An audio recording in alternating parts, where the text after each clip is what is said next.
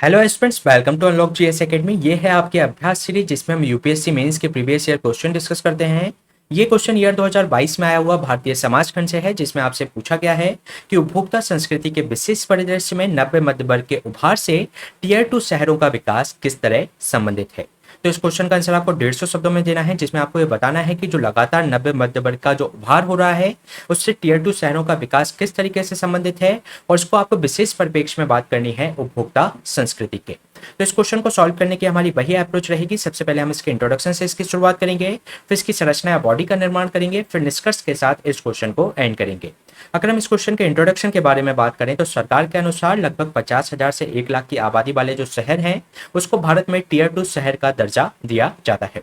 इसके अगर हम एग्जाम्पल की बात करें तो जयपुर, पटना और जो इंदौर जैसे शहर हैं उन्हें टीयर 2 शहर के नाम से जाना जाता है। इसके अलावा अगर हम मध्य वर्ग के दर्जे की बात करें तो ऐसे व्यक्ति या परिवार को जो आमतौर पर एक सामाजिक आर्थिक पदानुक्रम में एक जो श्रमिक वर्ग होता है और एक जो उच्च वर्ग होता है उसके बीच में लाया करते हैं, उनको मध्य वर्ग का दर्जा दिया जाता है। इसके अलावा पश्चिमी संस्कृतियों में मध्य वर्ग के पास श्रमिक वर्ग की तुलना में कॉलेज की जो डिग्री है उसका अनुपात ज्यादा है।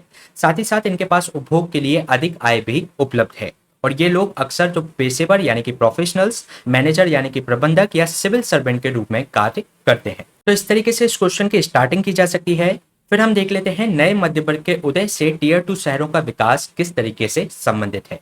सबसे पहले इस संबंध के कारणों के बारे में हम बात करें तो सबसे पहला कारण है स्टार्टअप इकोसिस्टम का उभरना।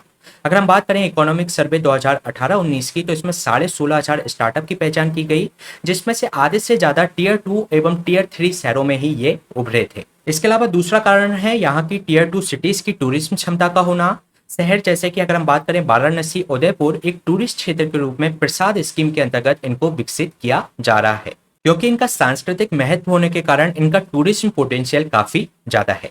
इसके अलावा तीसरा कारण है कनेक्टिविटी का बढ़ना। जैसे उड़े देश का जो आम नागरिक है यानी कि जो उड़ान स्कीम है, भारतमाला जैसी जो स्कीम चल रही है, इन सिटीज के बीच में इन्होंने कनेक्टिविटी बढ़ाई है, जिससे इन सिटीज में लोगों का आना जाना आसान हो पाया है। इसके अलावा बड़ी फर्मों के लिए एक आकर्षक विकल्प है। ऐसा देखा गया कि जयपुर, पटना और इंदौर में 40% से अधिक जो आर्थिक वृद्धि का लास्ट ईयर्स में अनुभव किया गया। इसके अलावा अगर हम अन्य कारण की बात करें तो यहाँ पर रोजगार के नए अवसर होना। जो टीयर 2 शहर हैं वे अच्छे एवं नए रोजगार के अवसर उपलब्ध कराते हैं, जिससे लोगों की औसत आय में वृद्धि होती है। इसके अलावा इन सिटीज में वर्क फ्रॉम होम का भी विकल्प मौजूद है, जिससे कई लोग अपने घर के पास रहकर काम कर सकते हैं। साथ ही साथ इसके पर्यावरणीय फायदे भी देखने को मिलते हैं। अगर हम बात करें, कंपैरिजन करें टीयर 1 सिटीज से, तो यहाँ पर ज्यादा हरियाली और कम प्रदूषण देखने को मिलता है। तो ये हमने संबंध देखा मध्य वर्ग के उभार से टीयर 2 शहरों के विकास के बारे में। इसके बाद हम देख लेते हैं उपभोक्ता संस्कृति के परिप्रेक्ष्य में ये संबंध किस प्रकार से दिखाई देता है। तो टीयर 2 सिटीज में देखा गया कि यहाँ का जो खाद्य उपभोग है उसमें परिवर्तन देखने को मिला। जो टीयर 2 सिटीज हैं उसमें जैसे कि मैकडॉनल्ड हो गए या नए मॉल हो गए, फूड कोर्ट या फास्ट फूड सेंटर्स हो गए, तो ये खाद्य उपभोग में परिवर्तन करने में मुख्य भूमिका यहाँ पर निभा रहे हैं। साथ ही साथ इन शहरों में ई कॉमर्स में भी वृद्धि देखी गई है। ये उत्पादों की कई रेंज उपभोग के लिए आसानी से उपलब्ध करवा रहे हैं।